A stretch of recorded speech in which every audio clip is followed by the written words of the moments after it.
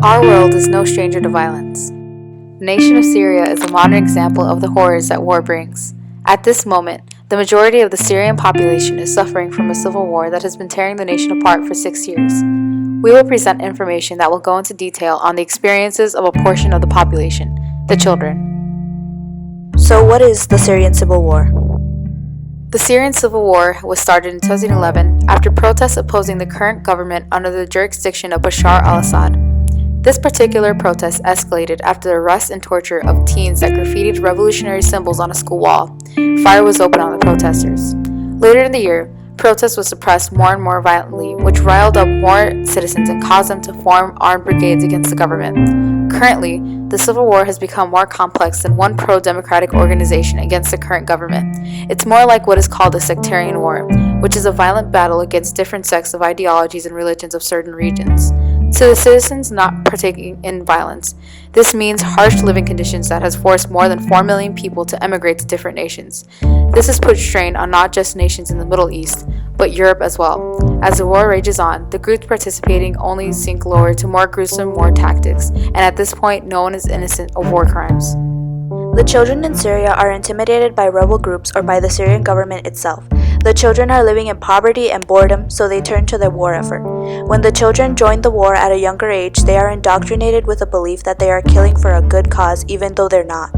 The older children who know right from wrong turn to the war because they need to earn money for their family or they're hungry. Sometimes they just join to make up for the death of another family member. The Syrian government has taken over education in most schools where they have remade the secular subjects into religious topics. The government or rebels then appeal to children to persuade them to join a side, and parents have to choose between a radical Islamic education or no education at all. Once children join a side, they are made to hate the enemy and they are taught gruesome killing techniques. The children dedicate their very lives to their cause because they are children who can't reason or rationalize their actions. The war has a great psychological effect on the children because even when they are able to escape to Turkey or another country for refugees, they are brainwashed with the beliefs they were made to accept as fact. What is the environment and social conditions like in Syria? The war in Syria rages on intensely and no one is safe. All the men, children, and women are in danger. Children are trapped and dying. The environment in Syria is unsafe and depressing. The civil war in Syria will lead to the destruction of so many lives, and the public needs to do something about these deaths. The people trapped in the cities are being treated like terrorists, even infants, because the executioners don't want the public to know that these are actually innocent civilians being affected. In Syria, the people have to be pro-Assad regime or anti-Assad regime, and if they don't pick a side, then they will be simply associated with one or the other and then killed either way. How did recruiting child soldiers first happen?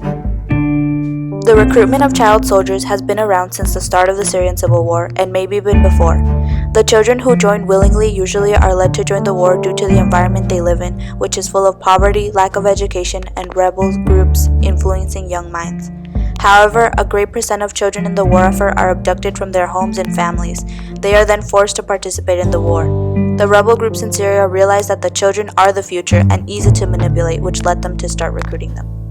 The methods of teaching child soldiers is called indoctrination. This is the process of teaching a person or group to accept a set of beliefs uncritically, and it is used in many of the camps that child soldiers are put into. How do child soldiers respond to war and the experiences? The training that child soldiers face affect all the children negatively by causing them to become less sensitive to the killings that they see. The children that are recruited early on get more psychologically affected by the trauma of training since they have not been taught right from wrong yet, and they are more prone to believe that killing is for a good cause.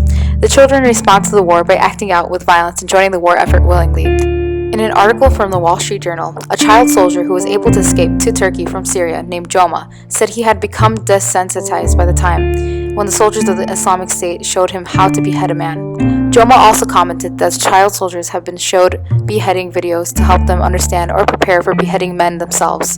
Some of our other children said they suffered from nightmares of fighting on the front lines, and a few suffered memory loss due to the things they have seen on the battle lines.